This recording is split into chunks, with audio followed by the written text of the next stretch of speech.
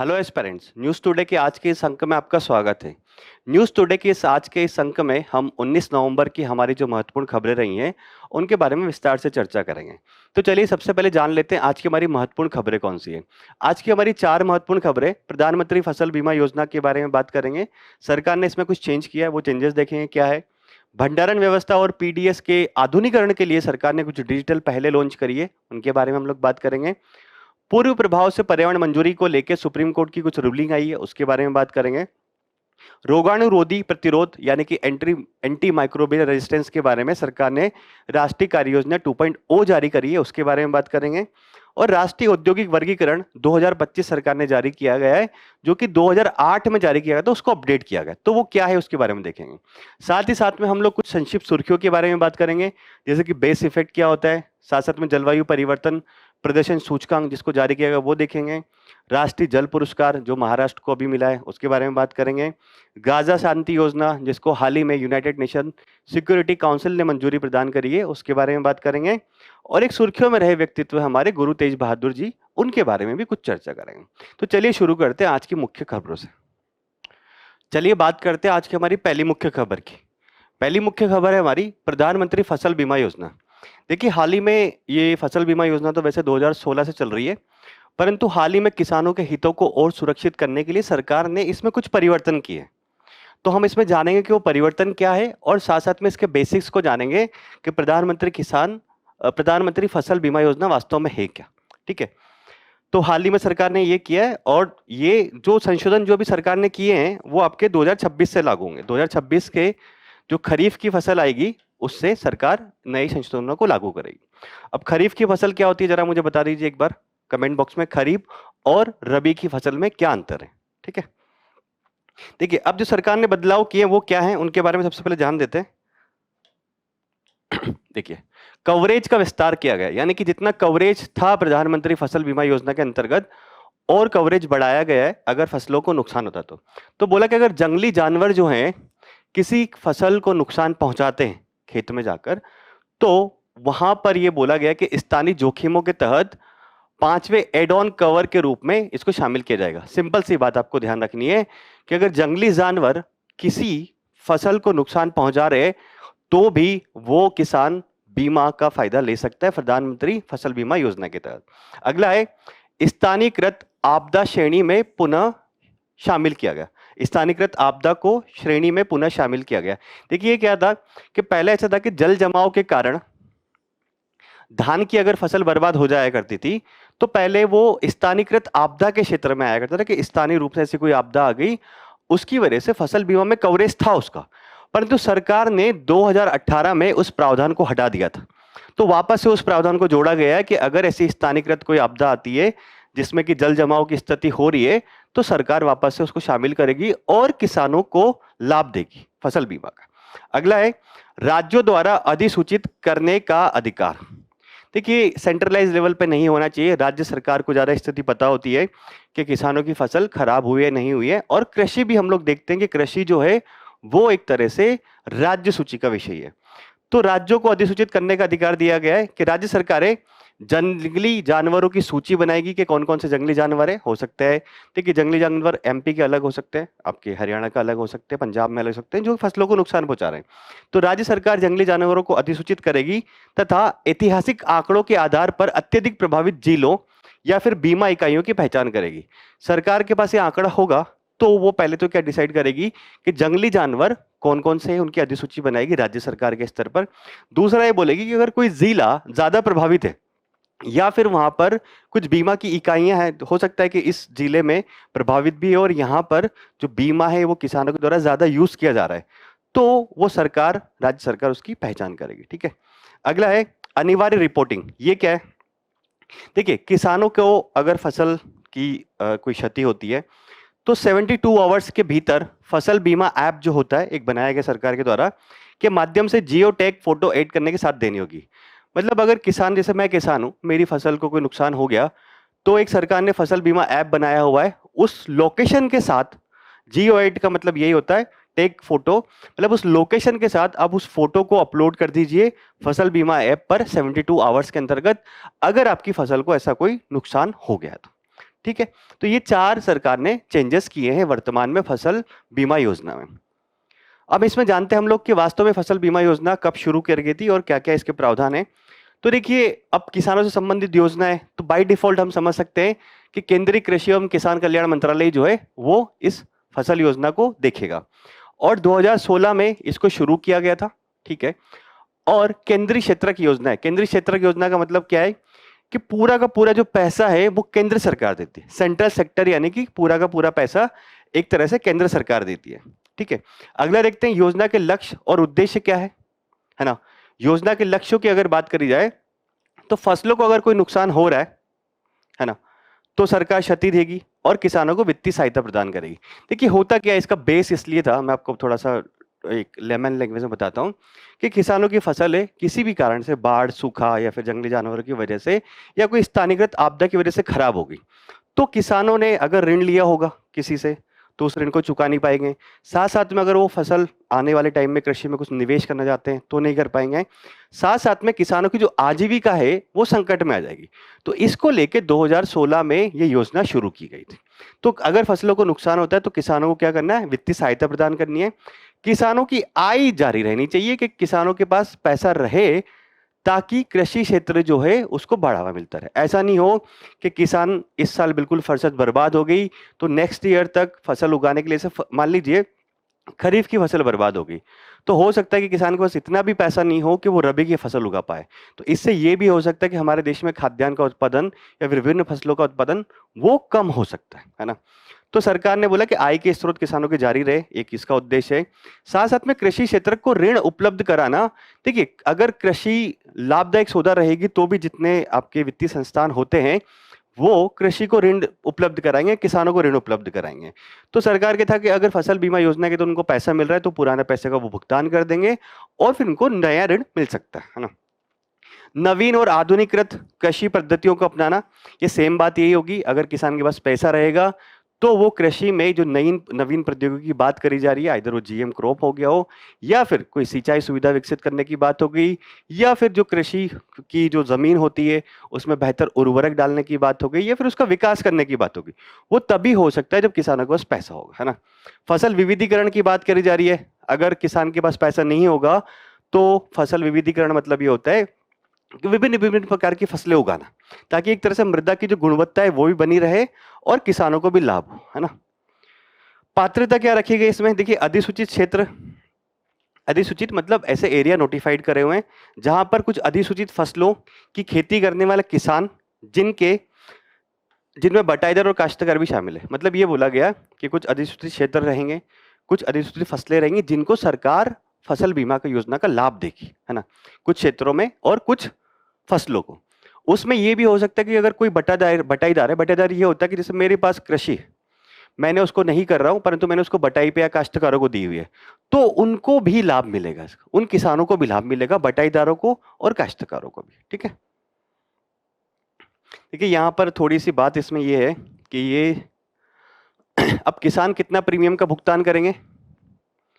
Premium ये बोला हुआ है कि खरीफ की फसल के लिए 2% किसानों को कम से कम प्रीमियम देना पड़ेगा, मतलब कम से कम जितना का भी फसल बीमा होगा उसका 2% किसानों को देना होगा, बाकी राज्य सरकार और केंद्र सरकार देखेगी।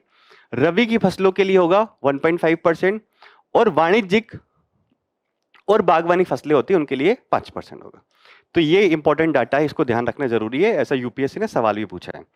अब देखिए एक थोड़ा सा यहाँ पे आई गेस ये गलत लिखा हुआ है, ये सेंट्रल सेक्टर नहीं है, सेंट्रल स्पॉन्सर्ड है ना। तो केंद्रीय दो योजना होती है, एक तो सेंट्रल सेक्टर और एक सेंट्रल स्पॉन्सर्ड, है ना। सेंट्रल सेक्टर का मतलब होता है कि पूरा का पूरा पैसा केंद्र सरकार देती है और सेंट्रल स्पॉन्सर्ड यानी कि केंद्र और राज्य सरकारें मिलकर पैसा देती है। तो ये केंद्र प्रायोजित योजना है, ना कि केंद्रीय क्षेत्र की योजना, है ना। ठीक है, आगे बढ़ते हैं। तो अब यहां पर इतना पैसा तो किसान दे देगा, 2%, 1.5% और 5%। अब सरकार द्वारा प्रीमियम का भुगतान किस प्रकार से किया जाएगा, तो केंद्र और राज्य सरकारें समान अनुपात में 50-50% यहां पर बाकी पैसे का भुगतान करेगी बीमा कंपनियों को। वहीं पूर्वोत्तर और हिमालयी राज्यों की अगर बात करी जाए तो वहां पर अनुपात यह होगा कि 90% सेंटर देगा और 10% स्टेट देगा, अर्थात केंद्र सरकार 90% देगी और प्रीमियम का भुगतान करेगी। ठीक है, ये स्ट्रक्चर ध्यान रखना। शुरुआत में सेंटर सेक्टर वहां पे गलत लिखा होता, सेंटर स्पॉन्सर्ड है यानी कि केंद्र प्रायोजित। अब कुछ इसमें और दिया हुआ है, स्क्रीनशॉट है, इसको भी देख लेते हैं। तो फसल जोखिम की दशा में समग्र सुरक्षा कवरेज किस प्रकार से मिलता है वो देखते हैं। तो फसल बुआई, रोपण, अंकुरण न हो पाने। देखिए आपने फसल बुआई करी या उसको रोपा, या फिर अगर फसल आपने लगाई, ये बीज लगाया, अंकुरित नहीं हो पाई, वर्षा की कमी की वजह से नहीं हो पाई, या फिर कुछ प्रतिकूल मौसमी परिस्थितियों के कारण नहीं हो पाई, तो वो जोखिम इसमें कवर्ड है। ऐसा नहीं कि खड़ी फसल को ही खाली फसल बीमा का लाभ मिलेगा। आपने फसल बुआई कर दी, रोपित कर दी, परंतु हो सकता है कि उसमें अंकुरण नहीं हुआ हो किसी भी मौसम की वजह से खराब, या फिर बारिश की कमी की वजह से, तो इसको जोखिम को इसमें कवर किया गया। अगला है, अगर खड़ी फसल है आपकी, बुआई से लेकर कटाई तक आपकी फसल उग गई है, कटाई तक भी सारे के सारे जोखिम इसमें इन्वॉल्व है। सूखा आ जाए, लंबी अवधि तक सूखे की अवधि स्थिति हो जाए, बाढ़, जलमग्न, अगर जल जमाव कुछ भी होता है तो उससे जो हानि होगी वो कवरेज किया गया है। अगला है, फसल कटाई के बाद नुकसान की दशा में भी प्रीमियम। ये भी बड़ी चीज है।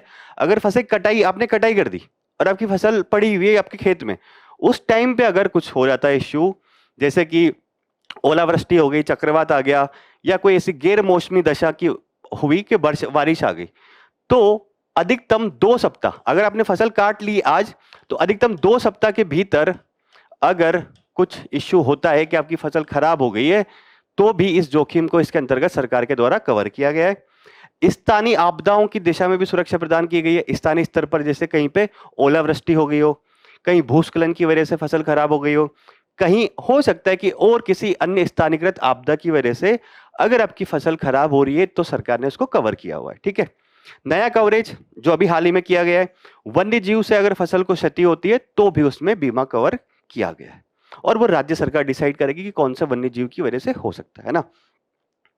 अब क्या है, अब ये थोड़ा सा ध्यान रखना है प्रीलिम्स के लिहाज से कि किन जोखिमों की क्षति से, किन जोखिमों की क्षति से, मतलब किन वजह से अगर फसल खराब हो रही है तो आप बीमा योजना का लाभ नहीं ले सकते। तो है, अगर युद्ध की वजह से कोई फसल खराब होती है, कोई जोखिम होता है, तो कवर्ड नहीं है। अगर दुर्भावनापूर्ण कोई जबरदस्ती है, कि जैसे कि मान लीजिए मेरा खेत है, किसी ने आके वहां पर गाय छोड़ दी या कोई जंगली जानवर छोड़ दिए, तो उसको नहीं मानेंगे, कवर्ड नहीं मानेंगे इसमें ना। परमाणु से जोखिम, अगर कोई परमाणु बम से हमला ही हो जाए, या फिर कोई परमाणु परीक्षण हो रहा है, तो उसको शामिल नहीं किया जा सका है। या फिर ऐसा कोई जोखिम जिसको रोका जा सकता था, जैसे कि आपकी ये है फसल, आपने इसको जानबूझकर छोड़ा हुआ है, कटाई के बाद वहां पे छोड़ा हुआ जानबूझकर निकाल नहीं रहे कि सरकार से बीमा योजना का लाभ ले लेंगे, तो हो सकता है कि ये सरकार कवर नहीं करे, रोके जा सकने वाले अन्य जोखिम। ठीक है, तो ये योजना प्री के लिहाज से थोड़ी इंपॉर्टेंट है, और साथ साथ में अगर कृषि क्षेत्र के लिए सरकार कोई काम कर रही है, क्या कर रही है, तो वहां पर आप प्रधानमंत्री फसल बीमा योजना को कोट कर सकते हैं। ठीक है, आगे बढ़ते हैं। अब देखते हैं हमारी दूसरी महत्वपूर्ण क्या है खबर, पूर्व प्रभाव से पर्यावरण मंजूरी। देखिए ये क्या है, पूर्व प्रभाव से पर्यावरण मंजूरी का सिंपल सा अर्थ है कि आपने किसी परियोजना को शुरू कर लिया है ना, और फिर उसके बाद में पर्यावरण मंजूरी ली। तो हाल ही में सुप्रीम कोर्ट की उसकी एक रूलिंग आई है, उसके बारे में जानते हैं कि पूर्व प्रभाव से पर्यावरण मंजूरी क्या है और सुप्रीम कोर्ट ने क्यों अपने निर्णय को वापस लिया है। तो सुप्रीम उच्च न्यायालय ने पूर्व प्रभाव एक्स पोस्ट फैक्टो से पर्यावरण मंजूरी को रद्द करने वाले अपने निर्णय को वापस लिया। मतलब सुप्रीम कोर्ट ने पहले ये बोला था कि पूर्व पर्यावरण मंजूरी आप नहीं ले सकते, परंतु सुप्रीम कोर्ट ने अब बोला कि नहीं, ले सकते हो है ना। तो उच्चतम न्यायालय ने कुछ माह पहले वन शक्ति मामला, एक कुछ कंस्ट्रक्शन हो रहा था उसके मामले में निर्णय दिया। वन शक्ति मामले में सुप्रीम कोर्ट ने यह बोला था कि पूर्व प्रभाव से पर्यावरण मंजूरी लेने पर रोक लगा दी थी। इस मामले में बोला था कि पूर्व प्रभाव से आपको मंजूरी नहीं दी जाएगी, परंतु सुप्रीम कोर्ट ने अपनी उस रूलिंग को चेंज कर दिया है। ठीक है, तो वन शक्ति के मामले में शीर्ष न्यायालय ने केंद्र सरकार की वर्ष 2017 की अधिसूचना और 2021 के कार्यालय ज्ञापन को रद्द कर दिया था। इसके कोई परियोजना शुरू होने के बाद पर्यावरण मंजूरी प्रदान करने वाला प्रावधान था। मतलब ये था कि केंद्र सरकार ने 2017 और 2021 में ऐसे कुछ नोटिफिकेशन जारी करे थे कि पूर्व पर्यावरण मंजूरी ली जा सकती है, यानी कि योजना अगर शुरू हो गई तो उसके बाद भी पर्यावरण मंजूरी ली जा सकती है। परंतु सुप्रीम कोर्ट ने वन शक्ति के मामले में इस पर रोक लगा दी थी। वन शक्ति का जो एक मामला था उसमें रोक लगा दी थी कि पूर्व प्रभाव से पर्यावरण मंजूरी नहीं होगी, और कुछ दिनों पहले की बात है, कुछ माह पहले की बात है। अब सुप्रीम कोर्ट ने वापस ये बोला है कि हाँ, पूर्व प्रभाव से आप पर्यावरण मंजूरी ले सकते हो। तो देखते हैं क्या है। अब सुप्रीम कोर्ट ने अपने डिसीजन को क्यों चेंज किया, तो उसने कारण भी बताया। उसने बोला कि पूर्व कानूनी निर्णय की कुछ उपेक्षा हुई है। भारत के जो सीजीआई थे, चीफ जस्टिस ने ये बोला कि वन शक्ति के मामले में निर्णय देते टाइम पर समान संख्या में जज थे, न्यायाधीश थे कि अन्य पीठों के पिछले निर्णयों के प्रभाव को ध्यान में नहीं रखा। मतलब कहना ये चाह रहा है सुप्रीम कोर्ट के चीफ जस्टिस ने ये कहा कि जो वन शक्ति के मामले में जितने आपके सुप्रीम कोर्ट के जजेस ने निर्णय दिया, उतना ही जजेस ने पहले मिलकर निर्णय दिया था। तो अब ऐसा होता है कि अगर सुप्रीम कोर्ट की पहले से कोई रूलिंग है तो उसको आने वाले मानेंगे, या तो फिर उससे ज्यादा संख्या में जज बैठ के उसको खारिज कर दे। परंतु जजों की संख्या सेम थी, तो फिर ऐसा कैसे हो सकता है कि आपने उस निर्णय के उलट निर्णय दे दिया। तो एग्जाम्पल भी यहां पे दिया गया है। उदाहरण के लिए डी स्वामी बनाम कर्नाटक राज्य प्रदूषण नियंत्रण बोर्ड 2021 के मामले में शीर्ष न्यायालय ने निर्णय दिया था कि असाधारण परिस्थितियों में पूर्व प्रभाव से पर्यावरण मंजूरी दी जा सकती है। मतलब सुप्रीम कोर्ट 2021 में इस मामले में खुद बोला है कि पूर्व प्रभाव से पर्यावरण मंजूरी दी जा सकती है अगर ऐसी सिचुएशन आ गई है तो, है ना। वहीं सुप्रीम कोर्ट ने वन शक्ति के मामले में खुद बोला कि पर्यावरण मंजूरी नहीं दी जा सकती कुछ महीनों पहले। तो सीजीआई ने यही बात बोली कि सेम नंबर ऑफ जजेस पहले भी बैठे थे, अब भी बैठे, और उन्होंने उसी निर्णय के अगेंस्ट में निर्णय दे दिया। या तो फिर नंबर ऑफ जजेस ज्यादा होते तो समझ में आता। तो ये बोला कि अनजाने में लिया गया एक प्रकार का त्रुटिपूर्ण निर्णय था, जिसको हम लोग वापस से चेंज कर रहे हैं, यानी कि अब असाधारण परिस्थितियों में पूर्व प्रभाव से पर्यावरण मंजूरी ली जा सकेगी। आगे देखते हैं, आगे क्या है। इलेम्बिक फार्मास्यूटिकल लिमिटेड 2020 को एक मामला था। उस मामले में सुप्रीम कोर्ट ने पूर्व प्रभाव से पर्यावरण मंजूरी को तो हतोत्साहित किया था, बोले कि हाँ मतलब नहीं लेना चाहिए, लेकिन मौजूदा पूर्व प्रभाव वाली पर्यावरण मंजूरी को मौद्रिक दंड देने के निर्देश के साथ नियमित कर दिया था। मतलब सुप्रीम कोर्ट ने जैसे ये जो मामला था फार्मास्यूटिकल लिमिटेड वाला 2020 वाले में, इसमें ये बोला था कि ठीक है पूर्व प्रभाव से पर्यावरण मंजूरी तो नहीं लेना चाहिए, बात सही नहीं है, ये पहले ही पर्यावरण मंजूरी लेना चाहिए। परंतु ये है कि अगर पर्यावरण मंजूरी दे भी रहे हो तो कुछ ना कुछ मौद्रिक दंड ले लो और उसको मंजूरी दी जा सकती है। तो अगेन सुप्रीम कोर्ट ने इस मामले में भी ये बात बोली हुई है, और सुप्रीम कोर्ट ने वन शक्ति के मामले में क्या किया कि बोला कि पर्यावरण मंजूरी पूर्व प्रभाव से नहीं ली जा सकती। अगला, आर्थिक लागत। वन शक्ति के मामले में सुप्रीम कोर्ट ने निर्णय का अनुपालन करने से पूरी सार्वजनिक परियोजना की संरचना को ध्वस्त, मतलब वन शक्ति का जो मामला था उसमें सुप्रीम कोर्ट ने ये बोला था कि पूर्व प्रभाव से पर्यावरण मंजूरी नहीं ली जा सकती। यानी कि वन शक्ति ने जो भी कंस्ट्रक्शन किया था सार्वजनिक रूप से, अब उसको तोड़ना पड़ेगा। तो बात उसमें ये निकल कर आई कि अगर ऐसी बड़ी संरचना को तोड़ेंगे तो उसको ध्वस्त करने से और अधिक प्रदूषण फैलेगा। ठीक है, साथ साथ में जैसे कि मलबा जमा होगा और पुनर्निर्माण वापस से किया जाएगा, पर्यावरण मंजूरी लेके पुनर्निर्माण किया जाएगा, तो उससे फिर से और एमिशन होगा। तो ये कहीं ना कहीं तीन बातों के लेके सुप्रीम कोर्ट ने बोला कि पहला जो निर्णय था हमारा वन शक्ति के मामले में कि पूर्व प्रभाव से पर्यावरण मंजूरी नहीं ली जाएगी, उसमें कहीं ना कहीं थोड़ी गलतियां थी, और उसमें ये गलतियां थी कि पूर्व कानूनी निर्णय की उपेक्षा हुई थी। साथ साथ में इस फार्मास्यूटिकल लिमिटेड के मामले में बोला था कि मौद्रिक दंड देकर मंजूरी दी जा सकती है। साथ साथ में जो परियोजना बन चुकी है अगर उसको पर्यावरण मंजूरी नहीं देते हैं तो इससे और ज्यादा आर्थिक लागत आएगी और पर्यावरण प्रदूषण भी होगा। इन तीन मामलों को लेकर वर्तमान में सुप्रीम कोर्ट ने रूलिंग चेंज कर दी है, यानी कि फाइनल स्टेटस को ये है वर्तमान में कि अगर कोई परियोजना बन गई है तो उसकी पूर्व पर्यावरण मंजूरी ली जा सकती है। आगे देखते हैं। अभी बताया हुआ कि पूर्व पर्यावरण मंजूरी के बाद क्या होती है। पूर्व प्रभाव से पर्यावरण मंजूरी का अर्थ है कि कोई परियोजना बिना पर्यावरण मंजूरी के शुरू हो जाती है और उसे बाद में मंजूरी दी जाती है ताकि वो अपना काम जारी रख सके। सिंपल सी बात है।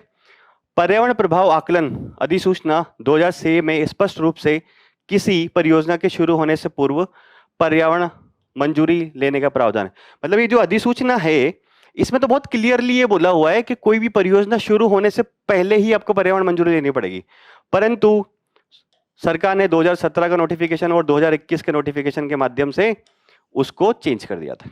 इससे पहले एक बात हो रही थी, कॉमन काज बनाम भारत संघ एवं अन्य मामला 2017 में उच्चतम न्यायालय ने निर्णय दिया था कि पूर्व प्रभाव या पूर्वव्यापी पर्यावरण मंजूरी की अवधारणा पर्यावरण न्याय संबंधी कानूनों में स्वीकार भी नहीं है। मतलब यहां पे भी 2017 में सुप्रीम कोर्ट यही बोल रहा है कि देखिए अगर पूर्व प्रभाव से आप पर्यावरण मंजूरी ले रहे हो तो कहीं ना कहीं पर्यावरण न्याय के खिलाफ है ना। हमारा जो अधिसूचना कहता है 2006 की, मतलब पर्यावरणीय प्रभाव आकलन जो अधिसूचना 2006 की, वो भी यही कहती है कि पूर्व पर्यावरण मंजूरी नहीं होना चाहिए। परंतु जैसे कि मैंने आपको शुरुआत में बताया था, ये देखिए 2017 और 2021 में सरकार ने कहीं ना कहीं उसमें मंजूरी प्रदान कर दी थी, है ना।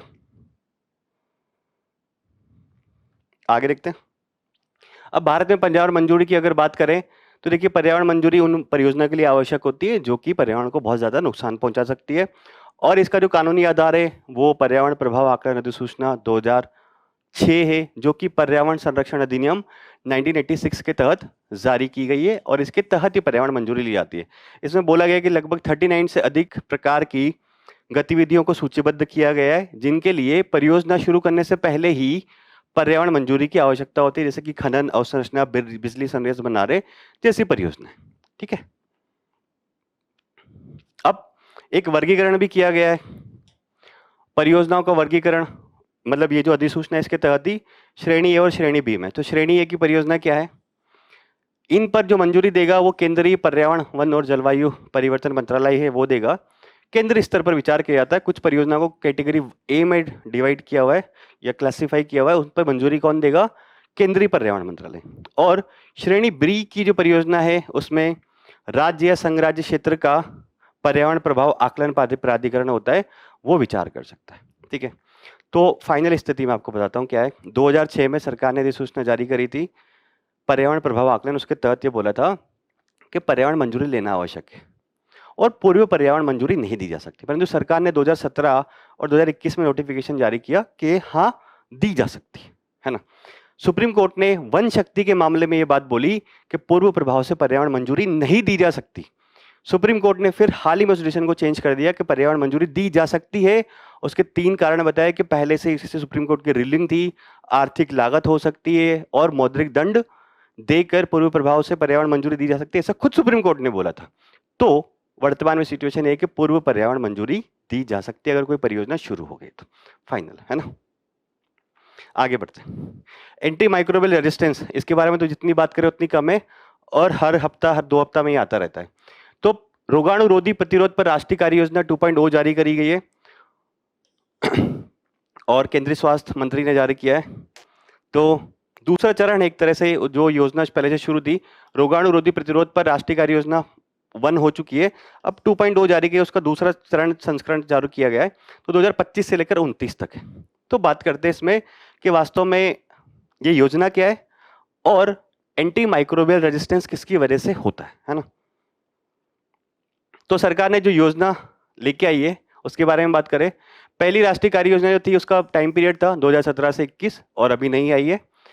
तो उस योजना में जो कमियां रह गई थी उन कमियों को पहचाना गया और इस वाली 2.0 जो योजना आई है इसमें उसको इंप्रूव करने का प्रयास किया जा रहा है। साथ साथ में WHO द्वारा निर्धारित एंटी माइक्रोबियल रेजिस्टेंस पर एक वैश्विक कार्य योजना WHO ने निर्धारित करी है, तो उस योजना के अनुरूप इसको ढाला गया है 2.0 जो आया है ना।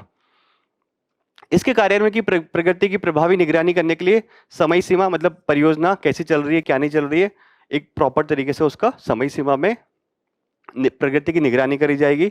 बजट के साथ प्रत्येक प्रमुख हितधारक या फिर मंत्रालय के स्तर पर विशिष्ट कार्य योजनाएं इसमें शामिल की गई है। ठीक है। प्रमुख रणनीतियां क्या अपनाई गई है इस योजना के तहत, बोला गया कि AMR संबंधी प्रयासों के स्वामित्व में वृद्धि करना और क्षेत्रों के बीच समन्वय मजबूत करने के लिए सुपरिपरिचित तंत्र स्थापित करना। मतलब जो भी AMR से संबंधित जो भी एजेंसियां काम कर रही है उन सबके बीच में समन्वय बेहतर होना चाहिए और सुपरिभाषित होना चाहिए कि ये काम करेगा, ये काम करेगा। ठीक है।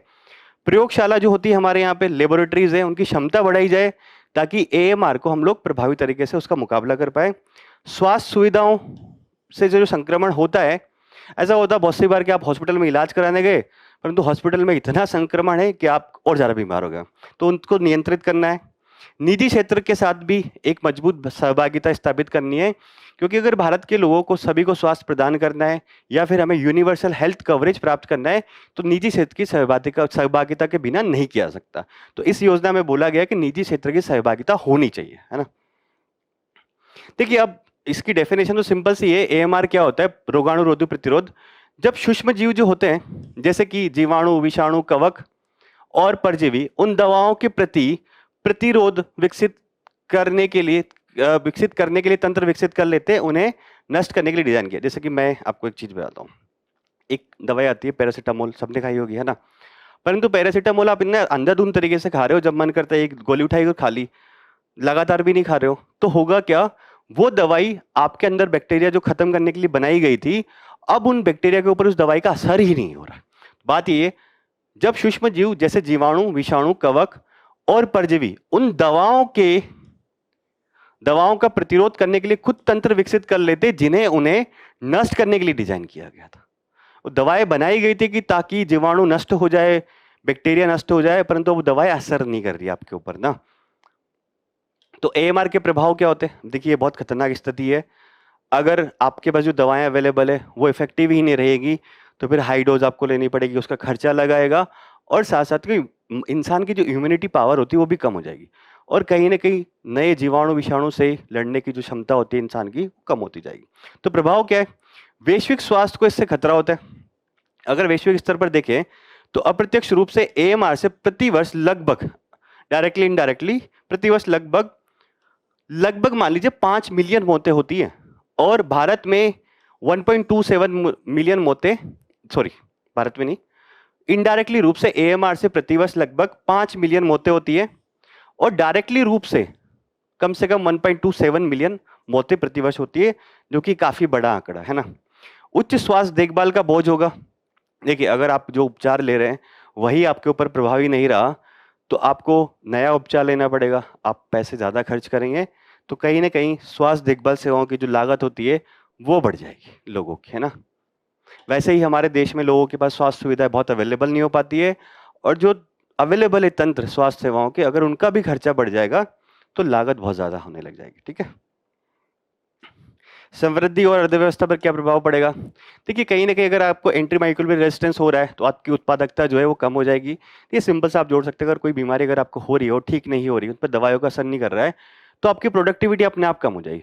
वित्तीय नुकसान तो बढ़ते ही है। ठीक है, इससे अगर क्या होगा, अगर हमारे देश में जो लोग हैं उनकी उत्पादकता कम है और उनका खर्चा भी ज़्यादा बढ़ रहा है, तो कहीं ना कहीं इससे राष्ट्रीय और वैश्विक स्तर पर आर्थिक समृद्धि या इकोनॉमिक ग्रोथ जो है वो कम हो जाएगी, है ना। उपचार में देरी होती है। एंटीबायोटिक दवाओं के प्रति प्रतिरोध के कारण प्रभावी उपचार नहीं हो पाता इंसान का। ऑब्वियसली अगर वो दवा असर नहीं कर रही है तो नया दवाई खोजना पड़ेगा, नई चीज़ देखनी पड़ेगी, नया उपचार देखना पड़ेगा, तो प्रभावी उपचार इंसान का नहीं हो पाता, जिसके प्रति ये डेवलप हो जाता है ना। तो आप लोग भी कोई भी दवा खाएं तो डॉक्टर के प्रिस्क्रिप्शन के बिना नहीं खाएं। साथ साथ में अगर कोई दवा खा रहे हैं तो उसकी पूरी डोज जरूर पूरे करें। अगर डॉक्टर बोल रहा है कि 3 दिन तक खाना है, तो अगर आपको लग रहा है कि आप 1.5 दिन में सही भी होगे तो भी उसको 3 दिन तक खा लीजिए, ताकि आपके अंदर जो उसके जीवाणु, कीटाणु, विषाणु जो भी होंगे सारे खत्म हो जाए, है ना। खाद्य उत्पादन में कमी आ सकती है। चिकित्सा प्रक्रिया के समक्ष खतरा हो सकता है, और चिकित्सा संबंधी प्रगति भी बाधित हो सकती है। अब चिकित्सा संबंधी प्रगति यही है कि अब एंटीमाइक्रोबियल के खिलाफ एक दवाई आपने बना रखी है ना, जैसे कि पैरासीटामोल बना रखी है। पैरासीटामोल अगर आपकी इफेक्टिव नहीं रहेगी तो वैज्ञानिकों को नई खोज करनी पड़ेगी। परंतु अभी हमारे यहाँ पे और भी समस्या है, कैंसर का इलाज है, पार्किंसन का इलाज है, मधुमेह का इलाज है, ये भी डॉक्टर को खोजने हैं ना।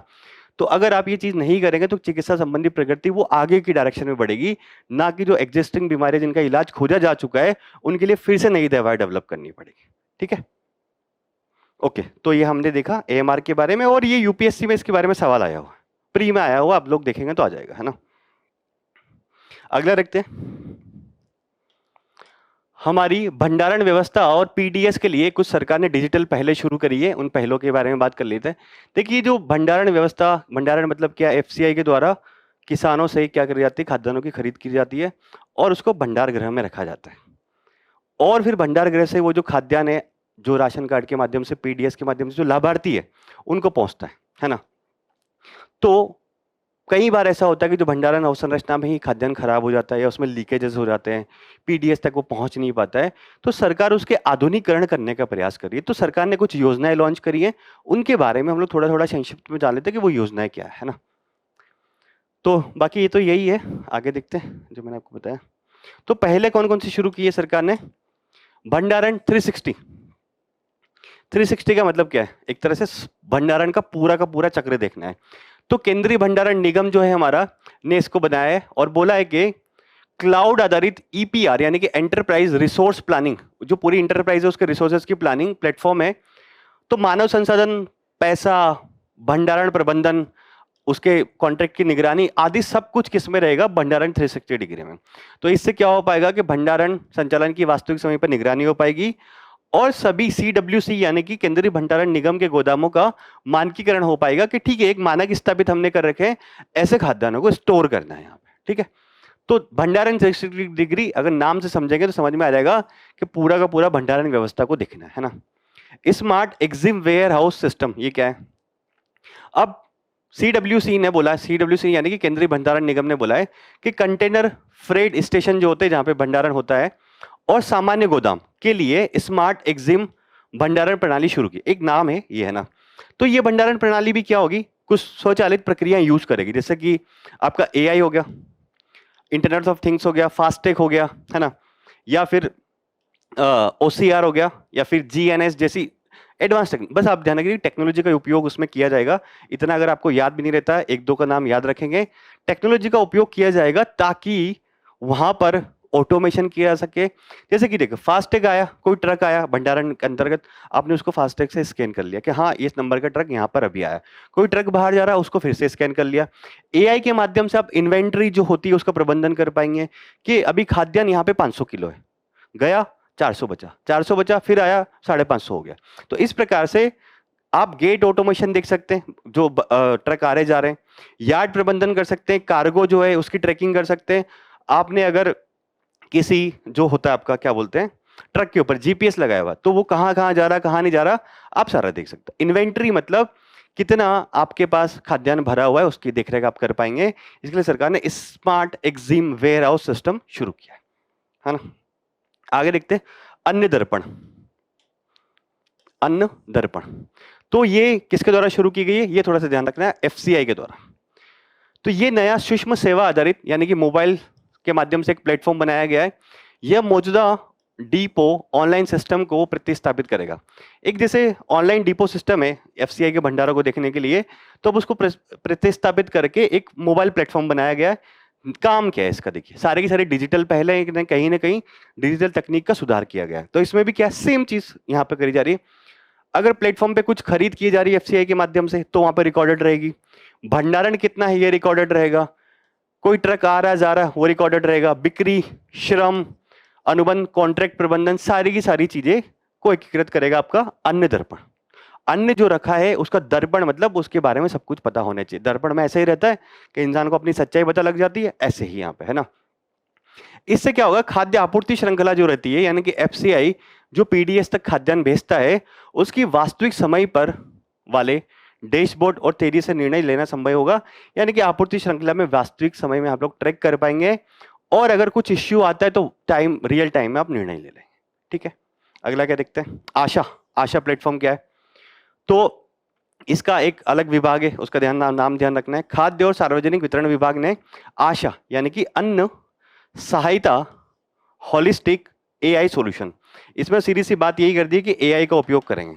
यह एक एआई आधारित प्लेटफॉर्म होगा। यह लाभार्थियों को उनकी पसंदीदा भाषा में एआई सक्षम कॉल के माध्यम से राशन वितरण पर अपनी प्रतिक्रिया, मतलब जैसे कि मैं हूं लाभार्थी हूं एक, जो मुझे राशन कार्ड से राशन मिलता है, तो अगर मुझे कुछ प्रॉब्लम हुई या फिर मुझे फीडबैक देना है तो मैं अपनी भाषा में, पसंदीदा भाषा में आशा प्लेटफॉर्म के माध्यम से वो फीडबैक दे सकता हूं। ठीक है, एआई सक्षम कॉल होगी एक तरह से, है ना, ये ध्यान। तो अब ये चारों योजनाएं जो है, और तो नहीं है कोई, ये चारों योजनाएं जो है, देखिए अब एग्जाम में इनका कैसे इंपॉर्टेंस होगा। एक तो प्री में याद रखना है कि किस किस ने ये शुरू किया, जैसे कि अन्न दर्पण, खाद्य FCI food corporation of India ने, आशा खाद्य सार्वजनिक और वितरण विभाग ने। बाकी अंदर का आप चीजें देख लेंगे, अंदर की इश्यू नहीं आएगा आपको। भंडारण 360 केंद्रीय भंडारण निगम ने, smart exclusive EXIM, smart EXIM warehouse system CWC. ठीक है, एक तो ये मेज द कॉलम में ध्यान रखना कि किसने शुरू करी है। अगला ये है कि अगर आपके मेंस का क्वेश्चन आता है कि सरकार भंडारण और पीडीएस प्रणाली के आधुनिकीकरण के लिए क्या कर रही है, तो आप ये कोट करेंगे, चारों के नाम एक एक लाइन इनके बारे में लिखेंगे। ठीक है, अब महत्व क्या है? लॉजिस्टिक लागत इससे कम होगी अगर मैनेजमेंट बेहतर होगा तो। टर्न अराउंड समय को न्यूनतम करेगा, आपूर्ति श्रृंखला जो होती है पूरी की पूरी, खाद्यान्न खरीदना, भंडारण करना, उसको वापस से पीडीएस तक पहुंचाना, उसको मजबूत करेगा, है ना। पीएम गति शक्ति के तहत, पीएम गति शक्ति सरकार ने एक योजना शुरू करी है ताकि हमारे जो लॉजिस्टिक कॉस्ट है उसको कम आया जाए और एकीकृत लॉजिस्टिक संरचना बनाई जा सके। जैसे कि एकीकृत का मतलब ये होगा कि यहाँ से ट्रेन से कोई सामान एक पॉइंट पे गया, फिर वहां से सड़क मार्ग इतना अच्छा हो कि वहां से अंदर जा सके, या फिर ट्रेन से अगर किसी जगह सामान गया तो फिर वहां पे पोर्ट पे जा सके। तो एकीकृत लॉजिस्टिक इकोसिस्टम जो है उसको इससे बढ़ावा मिलेगा कहीं ना कहीं। सब्सिडी वाले खाद्यान्नों का सटीक, तेज और गरिमापूर्ण वितरण सुनिश्चित हो पाएगा, क्योंकि हमने बात करी है कि रियल टाइम में निगरानी हम लोग करेंगे उसकी। ठीक है, अच्छा क्वेश्चन है, क्योंकि पीडीएस भंडारण, एमएसपी, इन सब से मेंस में सवाल तो आता ही रहता है। तो मेंस के लिहाज से ज्यादा इंपॉर्टेंट है, क्योंकि सर डिजिटल अगर योजनाएं शुरू करिए तो आपको ऐसा क्वेश्चन आ सकता है कि पीडीएस के आधुनिकीकरण के लिए सरकार क्या प्रयास कर रही है, एक पार्ट ऐसा आ सकता है। तो आप उसमें ये 3-4 योजनाएं लिख देंगे, है ना, जो भी डिजिटल प्लेटफॉर्म शुरू किए हैं। अब एक ये आज का सबसे लीस्ट इंपॉर्टेंट मैं बात करूंगा, इसको एकदम प्री के लिहाज से है, राष्ट्रीय औद्योगिक वर्गीकरण 2025। तो मतलब क्या है, उद्योग को क्लासिफिकेशन किया गया है। अभी आपने देखा होगा कि नए नए उद्योग उभर रहे हैं, आयुष उद्योग एक उभरा है ना, आपके प्लेटफॉर्म उद्योग बहुत सारे उभरे हैं, सेवा क्षेत्र में अलग अलग प्रकार के उद्योग आए हैं। तो ये उद्योग का वर्गीकरण करने के लिए सांख्यिकी और कार्यक्रम क्रियान्वयन मंत्रालय ने हाल ही में राष्ट्रीय औद्योगिक वर्गीकरण एनआईसी 2025 लॉन्च किया। तो क्या ये पहली बार लॉन्च किया है? ऐसा नहीं है, है ना। तो ये एनआईसी क्या है कि सांख्यिकी सर्वेक्षण, जनगणनाओं, आर्थिक अनुसंधान और नीति निर्माण के लिए एक महत्वपूर्ण उपकरण होता है, क्योंकि उद्योग की स्थिति के बारे में इससे पता लगता है कि हमारे यहाँ पे कितने कितने प्रकार के कौन कौन से उद्योग है ना। तो क्या पहली बार लॉन्च किया? देखिए, पहली बार नहीं लॉन्च किया, पहली बार तो 1962 में इसको शुरू किया गया था और अब 2008 वाले को अपडेट किया है 2025 में। ठीक है, तो मॉस्पी ने जो ये शुरू किया है, मॉस्पो ने संयुक्त राष्ट्र सांख्यिकी प्रभाग जो है द्वारा विकसित, मतलब एक संयुक्त राष्ट्र का सांख्यिकी प्रभाव है, उसके द्वारा विकसित सभी आर्थिक गतिविधियों के अंतर्राष्ट्रीय मानक औद्योगिक वर्गीकरण संशोधन 5 के अनुरूप तैयार। मतलब ऐसे एक वैश्विक स्तर पर संयुक्त राष्ट्र का मानक है, उस मानक के आधार पर हमने राष्ट्रीय औद्योगिक वर्गीकरण 2025 जारी किया है। तो प्री के लिहाज से क्या ध्यान रखना है, एक तो मिनिस्ट्री कौन सी, मॉस्पी आपकी है ना,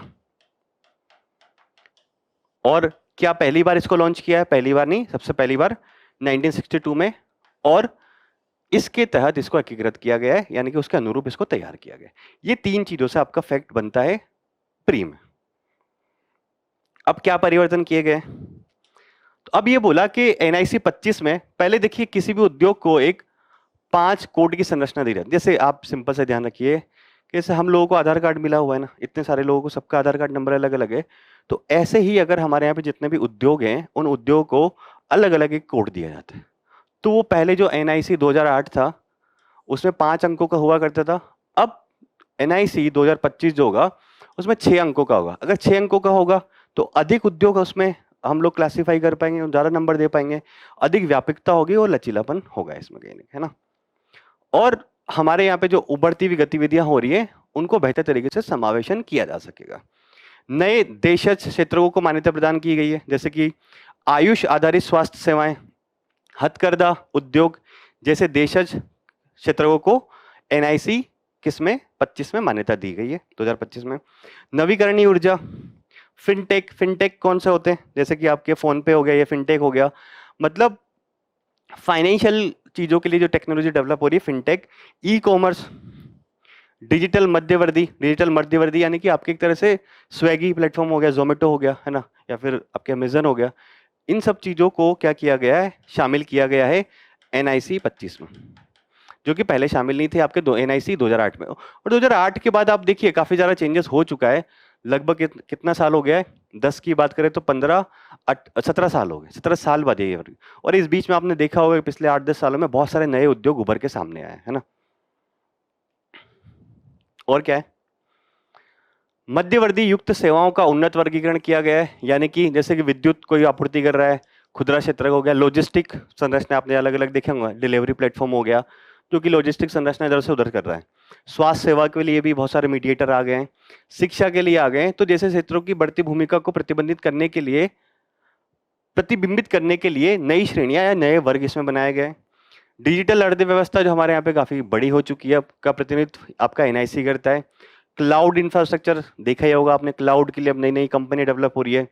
ब्लॉकचेन, प्लेटफॉर्म आधारित सेवाएं और वेब सर्च पोर्टल को विशेष रूप से इनको भी वर्गीकृत किया गया है। उसमें अलग अलग नंबर इसको प्रोवाइड किए हुए है ना, कि ये उद्योग है, ये उद्योग है, ताकि अगर आप जैसे सर्च करें, देखिए सरकार के पास बड़ा डाटाबेस होता है, किसी उद्योग के बारे में जानकारी लेनी तो क्या करेगी, एक उद्योग का नंबर डालेगी और पूरी इन्फॉर्मेशन उसके बारे में से निकाल लेगी, है ना। पर्यावरण और हरित अर्थव्यवस्था का एकीकरण किया गया है कि विस्तारित कवरेज में सतत विकास लक्ष्यों के साथ बेहतर तालमेल बनाते हुए कार्बन कैप्चर, अपशिष्ट प्रबंधन और पर्यावरण सुधार गतिविधियों को भी शामिल किया गया है। कोई कार्बन कैप्चर के लिए हो सकता है, कोई कंपनी काम कर रही हो, कोई उद्योग काम कर रहा हो। अपशिष्ट प्रबंधन के लिए हम लोग भी देखते हैं कि बहुत सारी कंपनियां अब उसमें आ रही हैं धीरे धीरे, है ना। वर्गीकरण में प्रौद्योगिकी आधारित विभेद नहीं किया गया है। मतलब ये है कि अगर इसका अर्थ है कि गतिविधियों के बीच अंतर इस आधार पर नहीं, मतलब एक कंपनी गतिविधियों के बीच दूसरी कंपनी की गतिविधियों के बीच अवर्गीकरण या फिर इस विभेद इस आधार पर नहीं किया गया कि कोई गतिविधि पारंपरिक या आधुनिक उत्पादन तकनीकों के माध्यम से की जा रही है। देखिए हो सकता है कि कपड़ा उद्योग की जैसे बात करें, कपड़ा उद्योग में परंपरागत तकनीक भी है और आधुनिक तकनीक भी है, तो उसमें डिफरेंस इस बात से नहीं किया जाएगा कि इसमें परंपरागत तकनीक उपयोग की जा रही है या इसमें आधुनिक की जा रही है। वो एक ही उद्योग के अंतर्गत क्लासीफाई होंगे कि हाँ ये कपड़ा उद्योग ही है। समझ गए आप, उद्योग की कैटेगरी अलग होनी चाहिए, ना कि उसमें तकनीक के मामले में बात करिए। फिनटेक अगर बात करी जा रही है तो फिनटेक की एक ही तकनीक होगी, तकनीकें तो अलग अलग होगी परंतु कैटेगरी एक ही होगी। फिनटेक को एक नंबर ही देगी सरकार, जैसे कि 4, 5, 2, 1, 6, 7 इस प्रकार का कुछ नंबर दे, 6 अंकों का नंबर दे देगी। ठीक है, समझ गए। तो ये वाली चीज इसमें है।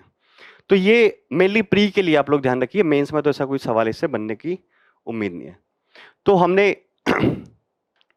आपके जो आज की 5 महत्वपूर्ण न्यूज थी उनके बारे में डिस्कस किया। अभी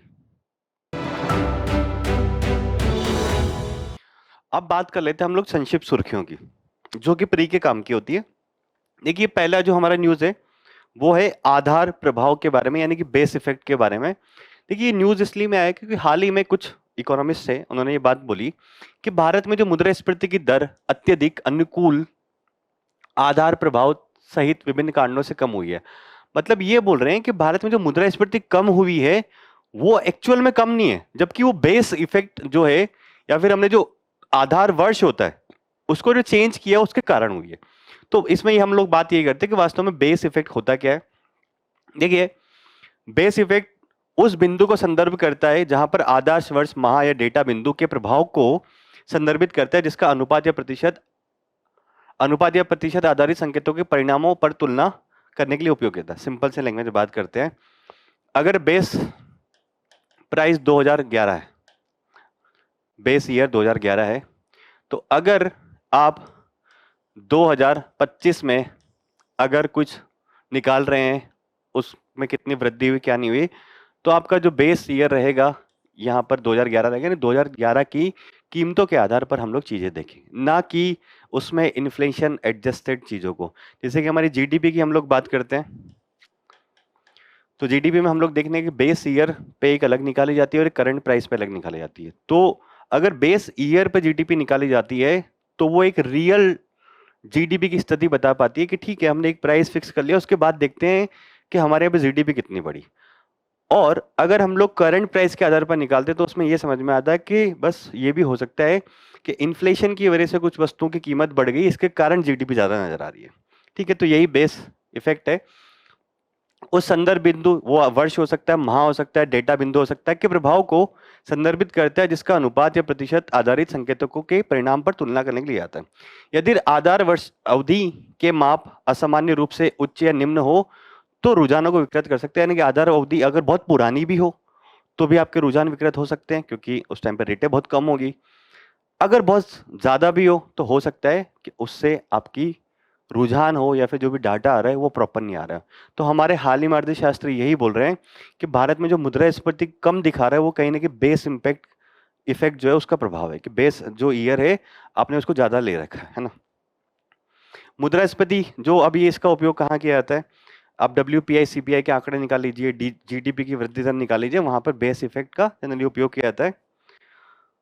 ये सिंपल सी चीज है, बेस इफेक्ट आप ध्यान रखिएगा। बाकी WPI CPI हमने किसी और न्यूज में भी देखा हुआ है कि क्या होता है वास्तव में।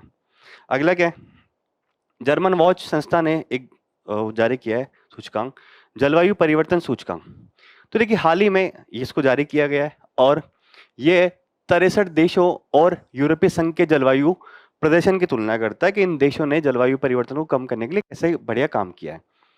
ठीक है, तो ये जो 63 देश है और जो EU है वो वैश्विक ग्रीन हाउस उत्सर्जन का लगभग 90% जो है वो हिस्सा रखते हैं।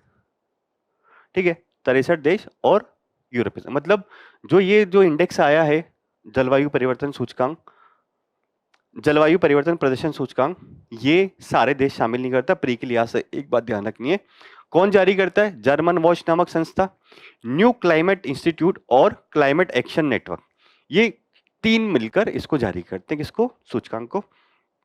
अब कोई भी देश इसमें शीर्ष 3 पर नहीं है, मतलब कोई भी देश जलवायु परिवर्तन के लिए प्रदर्शन यानी कि बेहतर काम नहीं कर रहा। शुरू के 3 स्थान जो है इसके वो खाली है। चौथे पे अगर कोई है तो उसको रखा गया है डेनमार्क को, उसके बाद यूके है और उसके बाद मोरक्को है। तो भारत की क्या स्थिति है? अब इसमें बोला है कि ये 4 श्रेणियों में जलवायु परिवर्तन शमन प्रदर्शन का मापन करता है कि एक तो जो देश है वो ग्रीन हाउस उत्सर्जन को कम करने के लिए क्या कर रहे हैं, दूसरा है नवीकरणीय ऊर्जा के क्षेत्र में क्या काम कर रहे हैं, ऊर्जा उपयोग उनका कौन सा है, नवीकरणीय ज्यादा है या फिर कोल बेस ज्यादा है, या फिर जलवायु नीतियां उन देशों की किस प्रकार की है ना। बाकी इसमें भारत संबंधित निष्कर्ष भी है, उसको भी देख लेते हैं। भारत संबंधित निष्कर्ष इसमें यह है कि भारत जो है वो 23rd स्थान पर है और भारत जो है पहले उच्च प्रदर्शन करने वाले देशों से मध्यम प्रदर्शन करने वाले देशों के रैंक में आ गया, यानी कि भारत पहले अच्छा प्रदर्शन करता था परंतु अब कम अच्छा प्रदर्शन करने लग गया है ना। भारत ने हमारे जो कोयले का उपयोग होता है विभिन्न प्रकार की ऊर्जा परियोजनाओं में, तो भारत ने समाप्त करने के लिए कोई राष्ट्रीय समय सीमा निर्धारित नहीं करी है। ऐसा इस रिपोर्ट में आया है कि कोयले का उपयोग आप कब खत्म करेंगे, ऐसा आपने कोई राष्ट्रीय परियोजना है कहीं भी निर्धारित नहीं किया है। और नए कोल ब्लॉक्स की नीलामी भी आप कर रहे हो, मतलब कहीं ना कहीं आप जो है अभी भी पर्यावरण प्रदूषण फैलाने के लिए काम कर रहे हैं, ऐसा जर्मन वॉच की रिपोर्ट में आता है। मुख्य मानदंड क्या है, तो ये बोला कि भारत को समय सीमा के साथ चरणबद्ध रीति से कोयले के उपयोग को कम और फिर पूर्णतः समाप्त करना होगा, तब भारत की रैंक जो है इसमें बेहतर हो पाएगी। और भारत जो अपनी जीवाश्म ईंधन आधारित सब्सिडियां देता है को विकेंद्रीकृत और सामुदायिक स्वामित्वधीन नवीकरणीय ऊर्जा की ओर निर्देशित करना होगा। मतलब जीवाश्म ईंधन के आधार पर जीवाश्म ईंधनों की आप जो सब्सिडी दे रहे हो उसको धीरे धीरे नवीकरणीय ऊर्जा की ओर लेके जाओ, मतलब जो पैसा उधर खर्च कर रहे हो वो नवीकरणीय ऊर्जा उत्पादन में करो। तो मेनली हमारे लिए काम की रिपोर्ट है। पहले 3 स्थान खाली है, चौथे पे डेनमार्क है, जर्मन वॉच जारी करता है, 63 देश और EU इसमें शामिल है। अगला देखते हैं, बोट मिटिगेशन सेंटर सिस्टम। तो हाल ही में क्लाउड फेयर में एक क्लाउड फेयर था, उसमें कुछ तकनीकी गड़बड़ी हो गई थी। यह गड़बड़ी उसके बोट मिटिगेशन सिस्टम में गुप्त बग के कारण हुई। इसके कारण वैश्विक स्तर पर सेवाओं में भारी व्यवधान उत्पन्न हुआ। जैसे कि कल अगर आपने थोड़ी सी न्यूज देखी हो तो एक्स जो प्लेटफॉर्म है, ट्विटर या चैट जीपीटी से प्लेटफॉर्म पर प्रभावित हो गए थे। जैसे बोट मिटिगेशन सिस्टम क्या होता है कि आपने देखा होगा, अगर आप टेलीग्राम का उपयोग करते हैं तो उसमें एक बोट रहता है जो अगर कोई अनवांछनीय चीज हो रही है तो उसको हटा रहता है ऑटोमेटिकली। तो बोट मिटिगेशन का अर्थ क्या है, खराब बोट या फिर बोट नेट गतिविधियों को वेबसाइट सर्वरों और IT इकोसिस्टम पर पहुंचने से ये रोकता है। बोट का मिटिगेशन, बोट मतलब एक तरह से खराब चीज होती है उसको रोकने के लिए बनाया गया है। बोट क्या होता है, बोट एक स्वचालित प्रोग्राम होते हैं, कुछ इंडेक्सिंग जैसे कार्यों में सहायता करते हैं, जबकि अन्य डेटा चुराते हैं। ये जो बोट होते हैं ये हानिकारक होते हैं, डेटा भी चुरा सकते हैं, स्पैम फैलाते हैं, या फिर डिस्ट्रीब्यूटेड डिनाइल ऑफ सर्विस, यानी कि कहीं ना कहीं सर्विस जो है वो कम हो जाएगी या धीमी हो जाएगी, हमलों को सक्रिय कर देते हैं। तो बोट मिटिगेशन क्या करता है, ये जो बोट से जो खतरे उत्पन्न हो सकते हैं उनको मिटिगेट करता है। तो कल क्या हुआ था कि बोट मिटिगेशन सिस्टम में फेलियर आ गई थी, इसकी वजह से ट्विटर और आपके चैट जीपीटी जैसा प्लेटफॉर्म है वो कहीं ना कहीं प्रभावित हो गया था। तकनीकें क्या है, व्यवहार पैटर्न, IP जांच, कैप्चा, ML टूल पर निर्भर करती है। मतलब ये जो बोट मिटिगेशन सिस्टम है ये किस पे व्यवहार पैटर्न आईपी जांच, कैप्चा और एमएल टूल पर निर्भर करती है, याद रखने की जरूरत नहीं। बोर्ड मिटिगेशन सिंपल सा ध्यान रखिए क्या है कि बोर्ड मिटिगेशन यानी कि बोर्ड जो एक स्वचालित प्रोग्राम होता है उसको ये रोक कर रखता है, और जो बोर्ड होता है वो कहीं ना कहीं आपका डाटा चुरा सकता है, स्पैम फैला सकता है, या फिर सर्विस को डिनाई कर सकता है। ठीक है, अगला क्या है? अगला है आपका व्यापार आसूचना और विश्लेषण पोर्टल। क्या है? तो नाम से क्या दिख रहा है? व्यापार की आसूचना और उसका विश्लेषण करना ऐसा पोर्टल। तो कौन जारी करेगा? व्यापार के लिए कौन काम करता है? वाणिज्य और उद्योग मंत्रालय। उन्होंने हाल ही में इस पोर्टल, जो मंत्री है उनके, उन्होंने उद्घाटन किया है। उसका उद्देश्य क्या है? तो हमारा जो व्यापार है, अगर आसूचना है तो पारदर्शी और सुलभ होना चाहिए। उसकी खुफिया जानकारी प्राप्त होगी कि भाई कोई ऐसे व्यापार को हानि पहुंचाने वाली चीजें तो कोई व्यवसाय में उपयोग नहीं हो रही है। व्यवसाय को समर्थन प्राप्त होगा, साक्ष्य आधारित नीति निर्माण किया जा सकेगा अगर आपके पास बेहतर डाटा होगा, विश्लेषण करेंगे और आप उद्योगों के लिए बेहतर नीतियां बना पाएंगे। ठीक है, तो मुख्य विशेषता क्या है इसकी? तो मुक्त व्यापार समझौते का उपयोग क्या है ये? यह पोर्टल निर्यातक जो होते हैं हमारे को मुक्त व्यापार समझौते किस देश के साथ किए हुए हैं, कौन कौन सी फसलों तो नहीं बोलूंगा, कौन कौन सी कमोडिटीज में किया हुआ है, कौन कौन सी सेवाओं में किया हुआ है, तो इस पोर्टल के माध्यम से जो निर्यातक है वो जान सकेंगे और उस देश में हमारा निर्यात हो सकता है बढ़ जाए। देश और वस्तु आसूचना उपकरण प्रत्येक बाजार के लिए प्रमुख उत्पादों की पहचान करने के लिए मदद करते हैं। मतलब देखिए, अगर ये आसूचना का कोई उपकरण है आपके पास, तो प्रत्येक बाजार है, अगर उसमें किस प्रकार की आवश्यकता है, वहां पर कौन से उत्पाद है वो ज्यादा बिक सकते हैं हमारे, तो निर्यातकों को ये भी बता देगा। तो प्रमुख उत्पादों की पहचान करने में आसूचना तंत्र काम आएगा। दक्षता क्या होगी इसकी? अप्रचलित व अलग थलग पोर्टल को एकीकृत करके माने, मतलब ऐसे बहुत सारे पोर्टल सरकार ने पहले शुरू करे हुए थे व्यापार के लिए, अब उन सबको एकीकृत कर दिया, सारी चीजें एक साथ आ जाएगी वहां पे ना। तो इससे क्या होगी? एफिशिएंसी थोड़ी बढ़ जाएगी। सशक्तिकरण क्या बोल रहे हैं कि दूर दराज के क्षेत्र में जो लघु व्यवसाय होते हैं उनको भी डेटा मिल सकेगा, है ना। अभी हम जैसे बात करते हैं एमएसएमई हमारी जीडीपी और साथ साथ में एक्सपोर्ट में बड़ी भूमिका निभाते हैं, तो उनको भी डाटा मिल सकेगा। और अब तक जो डाटा केवल बड़े व्यवसायों के लिए था वो छोटे व्यवसायों को भी मिल सकेगा और वो भी अपना निर्यात और व्यापार बढ़ा पाएंगे। ठीक है, तो नाम से ऐसा शो हो रहा है, नाम आप अगर ध्यान रखेंगे बेहतर तरीके से तो याद हो जाएगा, व्यापार आसूचना और विश्लेषण पोर्टल, यानी कि व्यापार के संबंध में आसूचना जुटाना और उसका विश्लेषण करना। ठीक है, अगर देखते हैं राष्ट्रीय जल पुरस्कार हाल ही में बांटे गए हैं, तो 6वें थे ये, और सर्वश्रेष्ठ राज्य की श्रेणी में प्रथम पुरस्कार जो मिला वो महाराष्ट्र को मिला है। ये एक फैक्ट ध्यान रख सकते हैं आप लोग। उसके बाद राष्ट्रीय जल पुरस्कार क्या है? तो देखिए, जल पुरस्कार है तो कौन सा मंत्रालय देगा? राष्ट्रीय जल शक्ति मंत्रालय। इसके तहत एक विभाग है जल संसाधन, नदी विकास और गंगा संरक्षण विभाग, वो उसके द्वारा ये आपके पुरस्कार दिए जाते हैं। तो ये पुरस्कार क्यों दिए जाते हैं? ताकि लोगों में जल के महत्व के बारे में जागरूकता हो, है ना, और उन्हें जल का सर्वोत्तम तरीके से कैसा उपयोग करना है इसके बारे में जागरूकता हो। अब आया है पुरस्कार आए तो हम भी पढ़ रहे हैं ना, तो कहीं ना कहीं से जागरूकता थोड़ी पैदा हो रही है। तो सेम चीज, पुरस्कार दिए जा रहे हैं तो उससे कहीं ना कहीं जागरूकता। 10 श्रेणियों में दिए जाते हैं, याद रखने की जरूरत नहीं है ना। सर्वश्रेष्ठ राज्य कौन सा होगा, जिला कौन सा होगा, ग्राम पंचायत, सर्वश्रेष्ठ शहरी स्थानीय निकाय, सर्वश्रेष्ठ स्कूल, सर्वश्रेष्ठ उद्योग, देख लीजिए, कोई खास ये बात नहीं है इतनी ना। सर्वश्रेष्ठ नागरिक समाज, सर्वश्रेष्ठ व्यक्ति जिसने जल संरक्षण के क्षेत्र में काम किया हो। तो महाराष्ट्र ने एज अ राज्य सबसे बेस्ट काम किया इसमें, है ना। कोडेक्स के बारे में कुछ दिनों पहले भी डिस्कस किया था हमने। कोडेक्स एलिमेंट्रियल्स कमीशन एक कमीशन है जिसका वापस से भारत को एशिया क्षेत्र में कोडेक्स कार्यकारिणी समिति के पुनर्निर्वाचन भारत का किया गया। तो कोडेक्स क्या है? कोडेक्स एलिमेंट्रियल आयोग क्या है, ये बात काम की है। तो देखिए, 1963 में FAO और WHO द्वारा संयुक्त रूप से एक अंतर सरकारी निकाय के रूप में कोडेक्स को बनाया गया था। तो क्या है ये कोडेक्स?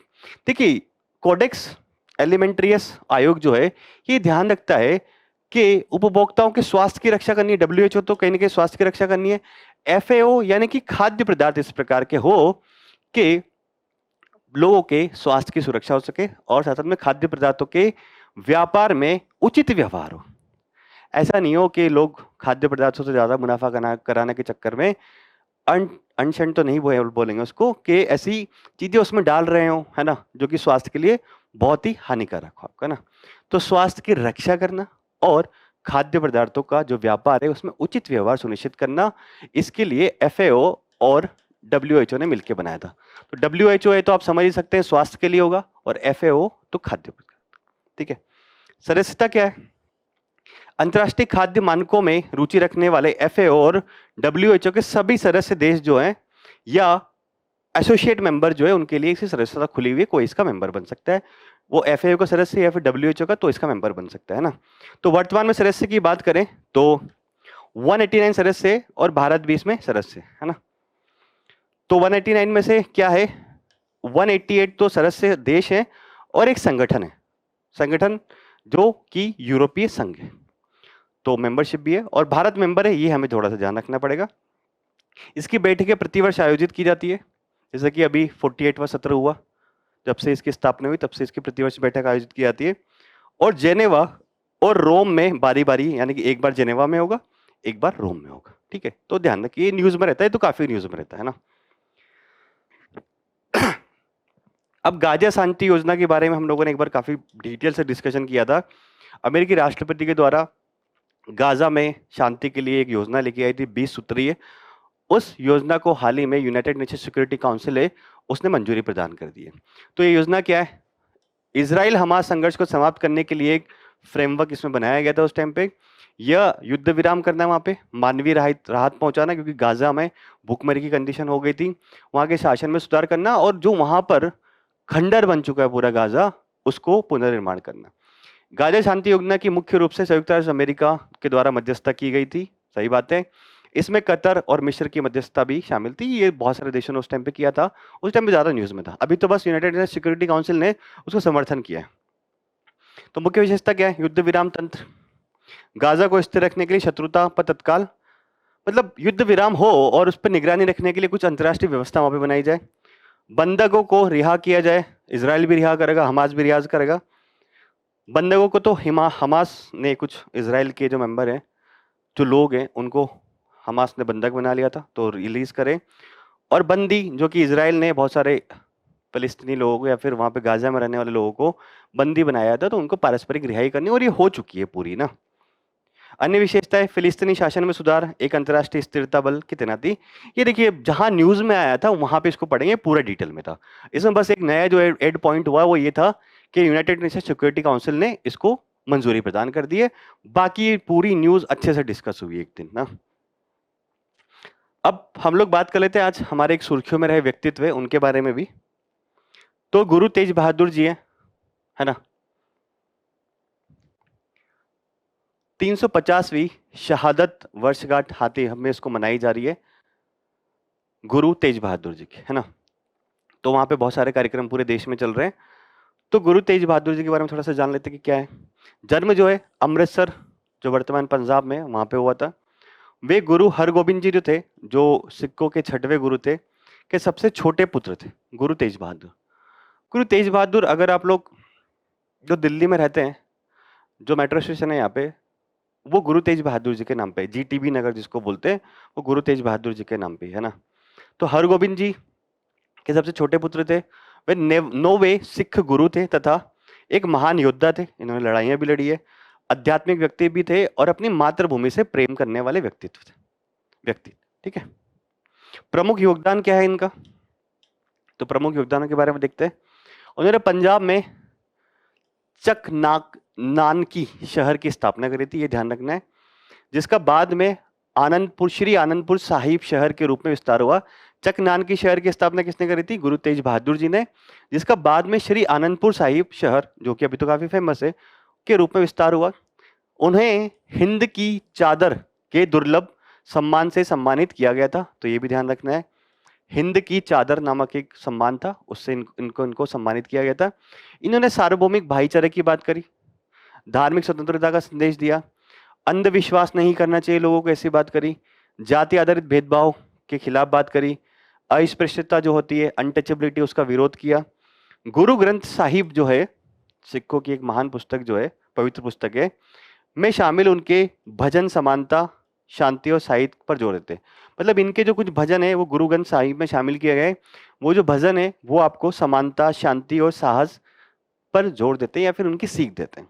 अब इनसे जो मूल्य आप सीख सकते हैं वो वीरता का सीख सकते हैं, क्योंकि महान योद्धा थे। अध्यात्म के लिए भी काम किया इन्होंने, ठीक है। गुरु ग्रंथ साहिब में कुछ इनके भजन शामिल है, साथ साथ में आध्यात्मिकता के लिए भी काम किया, और सिख समाज को कहीं ना कहीं उस टाइम पे नेतृत्व प्रदान किया। किसने? गुरु तेज बहादुर जी ने। तो ध्यान रखिएगा, नजर बना के रखिए। ओके, तो आज का हमारा जितना भी न्यूज़ टुडे था वो हमने डिटेल में डिस्कस किया। उम्मीद है आप लोगों की एग्जाम की तैयारी में ये लाभदायक होगा। ऐसे ही न्यूज़ टुडे के अन्य सेशन देखने के लिए जुड़े रहिए विजन आईएएस के साथ। Thank you so much and all the best.